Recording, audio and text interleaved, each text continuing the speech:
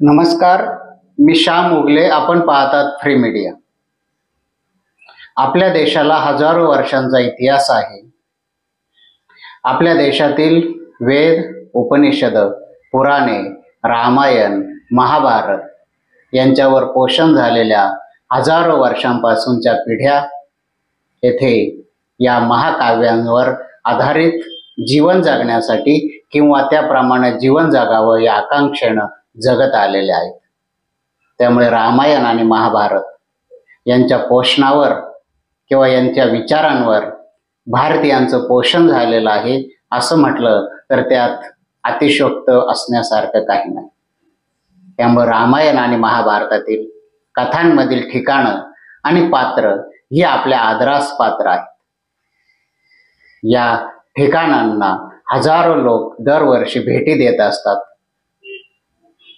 त्यांना आधुनिक इतिहासकार कथा म्हणत, दंतकथा म्हणत, काल्पनिक म्हणत, पण भारतीयांसाठी त्या खरोखरचा इतिहास आहेत. त्या इतिहासाची अनुभूती घेण्यासाठी भारतीय अशा ठिकाणांना जात असतात. अशाच ठिकाणांपैकी एक म्हणजे आपलं नाशिक पंचवटी. पंचवटीतून वाहणारी गोदावरी आणि गोदावरीच्या तीरावर असणारे काळाराम मंदिर, सीतागुंफा, तपोवन ही अशीच संपूर्ण भारतीयांसाठी श्रद्धेची आणि आकर्षणाची ठिकाणं आहेत. भारत सरकारने देशातील अशाच ऐतिहासिक आणि पौराणिक ठिकाणांचा पर्यटनाच्या दृष्टीने विकास करून तेथे आंतरराष्ट्रीय दर्जाच्या पर्यटन सुविधा आणि पर्यटन केंद्र उभारण्याचा निर्णय घेतला आहे. त्या निर्णयाचा भाग म्हणून केंद्र सरकारने 3 दिवसांपूर्वी 3200 कोटी रुपयांचा निधी वितरित केला असून त्यात देशातील 40 राज्यांमधील पर्यटन ठिकाणांचा विकास केला जाणार आहे. यामध्ये आपल्या नाशिकच्या पंचवटीचा म्हणजे काळाराम मंदिर आणि गंगाघाट परिसराचा समावेश आहे. यासाठी केंद्र सरकारने 99.14 म्हणजे जवळपास 100 कोटींचा निधीस मंजुरी दिली आहे. नाशिक महापालिकेनं यापूर्वी केंद्र सरकारला पाठवलेल्या प्रस्तावामध्ये काहीशी कपात करून हा निधी वितरित केला असून त्यामध्ये नाशिक महापालिकेलाही काही वाटा उचलावा लागणार आहे. नाशिक महापालिकेनं सादर केलेल्या प्रस्तावानुसार सीतागुंफा, श्री काळाराम मंदिर ते गंगाघाट या परिसरामध्ये रामकाळ पथ साकारला जाणार आहे. रामकाळ पथ म्हणजे रामाच्या काळामध्ये म्हणजे श्रीराम, सीतामाई आणि लक्ष्मणासह येथे वनवासात होते, येथे वास्तव्यास होते, पंचवटीच्या आश्रयानं बांधलेल्या झोपडीत राहत होते.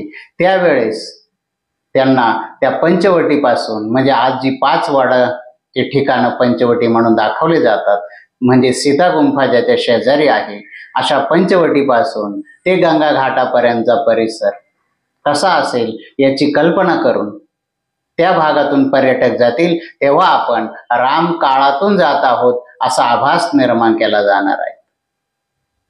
कल्पना अतिशय सुंदर आहे. कारण दर दिवस म्हणजे वर्षभर हजारो भाविक राम मंदिराच्या दर्शनासाठी आणि गंगामाईत डुबकी मारण्यासाठी नाशिकला येत असतात. श्रीरामाचं वास्तव्यानं पुनीत झालेल्या या परिसराला आपलाही स्पर्श व्हावा या हेतून या श्रद्धेनं ते येथे येत असतात. या ठिकाणी जसा पंचवटी म्हणजे सीतागुंफा ते गंगाघाट या परिसरात राम काळ पथ दाखवला जाणार आहे, उभारला जाणार आहे, तसंच पुण्यश्लोक अहिल्यादेवी होळकर या पुलापासून ते टाळकुटेश्वर पुलापर्यंतही एक रामकाळ पथ साकारला जाणार आहे. यासाठी केंद्र सरकारनं निधी दिला आहे. नाशिकच्या पर्यटनाचा जेव्हा विचार होतो तेव्हा त्या पर्यटनासमोर एकच नाव येतं, ते म्हणजे गोदावरी. नाशिकच्या पर्यटनाचा USP गोदावरी आहे. गोदावरी आहे म्हणून पंचवटी आहे. पंचवटी आहे म्हणून श्रीरामाचे काळाराम मंदिर आहे, म्हणून इतर तीर्थस्थानं आहेत, साधू संतांच्या समाधी आहेत. यामुळे गोदावरीमुळे या परिसराला धार्मिक, आध्यात्मिक, पौराणिक स्थान निर्माण झालेलं आहे आणि त्याचं मूळ आहे गोदावरी. या गोदावरीच्या विकासासाठी सरकारकडून अनेक योजना राबवल्या जातात, निधी दिला जातो, पण गोदावरीचं रुपडं आहे तसंच राहतं. स्मार्ट सिटी योजनेतून गंगा घाट परिसरामध्ये सुशोभीकरण करण्यात आलेलं आहे आणि त्या परिसराचा चेहरा मोहरा बऱ्यापैकी बदलण्याचा प्रयत्न झाला आहे. त्याचप्रमाणे पुण्यश्लोक अहल्यादेवी होळकर पुलाला लागून तेथे एक संगीत आणि रंगीत कारंजांचाही एक प्रयोग करण्यात आला.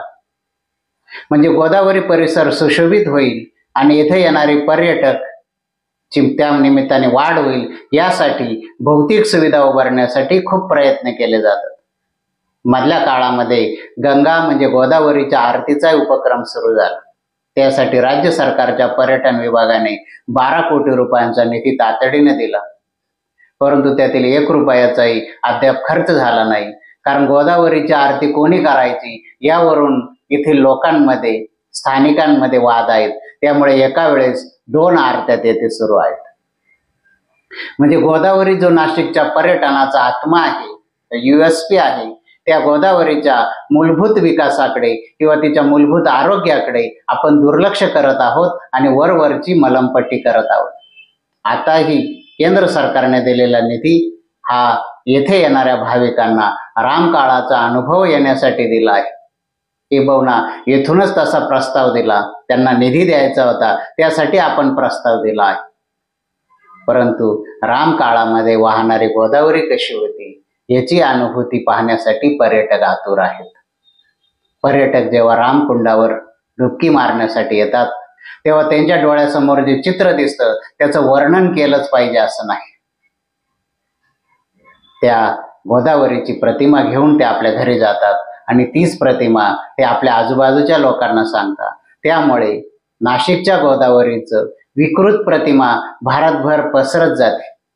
ती जर दूर करायची असेल तर सर्वात आधी आपल्याला गोदावरीच्या रामकुंड परिसरामध्ये किमान निर्मळ स्वच्छ पाणी वाहत राहील यासाठी काहीतरी योजना तयार करण्याची गरज आहे.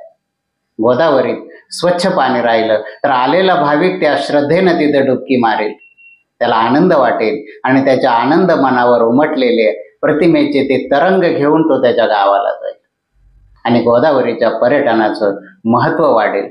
रामकुंडावर स्नानाचं महत्त्व वाढेल, श्रीरामाच्या दर्शनाचं त्यामुळे कृतकृत्य झाल्यासारखे वाटेल.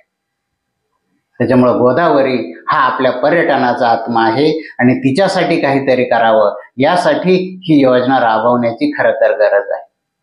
रामकाळाचा पथ नुसता असून चालणार नाही, तर रामकाळातील गोदावरी ही जशी होती तशी अवतीर्ण करण्याची गरज आहे. या गोदावरीमध्ये प्राचीन 27 कुंड होती. ती कुंड आपण सिंहस्थ कुंभमेळ्यात भाविक बुडतील या भीतीच्या नावाखाली बुजवून टाकली आहे. गोदावरीच्या तळामध्ये कॉन्क्रीटचा थर रचला आहे, तो थर दूर करा, गोदावरी मोकळी होऊ द्या, गोदावरीतील झरे वाहू द्या, गोदावरी बारमाही करा आणि ही बारमाही झालेली गोदावरी नाशिककरांना नाशिकमध्ये पर्यटकांना घेऊन येईल.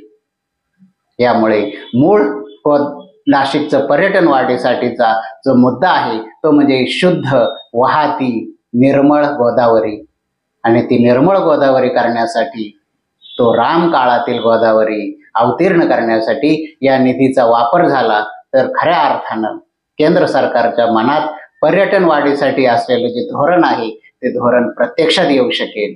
अन्यथा केवळ मलमपट्ट्या होतील आणि गोदावरीला आलेलं निर्माल्याचं स्वरूप तसंच राहील. अशाच प्रकारची माहिती आणि विश्लेषणासाठी बघत राहा फ्री मीडिया. फ्री मीडियाला लाईक करा, शेअर करा, सबस्क्राईब करा. धन्यवाद.